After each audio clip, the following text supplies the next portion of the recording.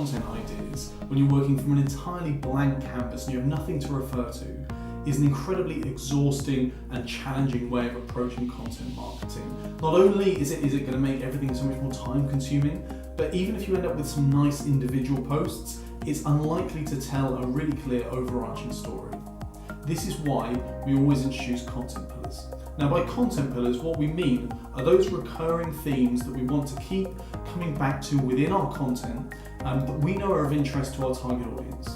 So let's say, for example, that we're a law firm trying to target business owners. Well, we might have our content pillars might include leadership and sales and marketing and culture and other things that we know are of interest to them.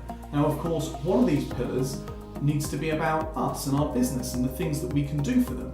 But the key is to ensure that we start with the content, we start on their terms. We start with the content that we know is already of interest to them, and then we work backwards to find that intersection between their world and ours. Because if we try and accelerate that process too quickly, then we're going to lose their attention. It's also really important within our content marketing that we're clear on what our objective is. So with certain forms of content, our objective might be to extend the reach of the brand and expose it to new audiences. And the types of content that will suit that might be things that are highly emotive or highly visual and easy to digest. Then we're going to have those forms of content that are great at nurturing relationships, at building credibility with people over time.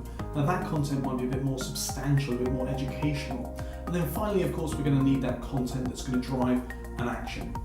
Now, once we're clear on our pillars and on our objectives, we can map out a matrix, and we can keep this really simple. It can just be on an Excel spreadsheet. We can have pillars on the x-axis, objectives on the y-axis, and within that, we might also want to add details on the format of the content. So, is it going to be image-based, podcast, video, etc.? And we can also add details around the different channels that they're going to correspond to. So for example, we might find that a lot of the brand content, we might find that a lot of that is going out via Instagram and Pinterest, whilst maybe some of the more nurturing, the more educational style content might be more focused on things like email and the blog, etc. By having this clear framework, it's going to ensure that not only are we consistently putting the needs and the interests of our audience above our own, but also that we're really clear on what the objective is of our content and how exactly that performance is going to be measured.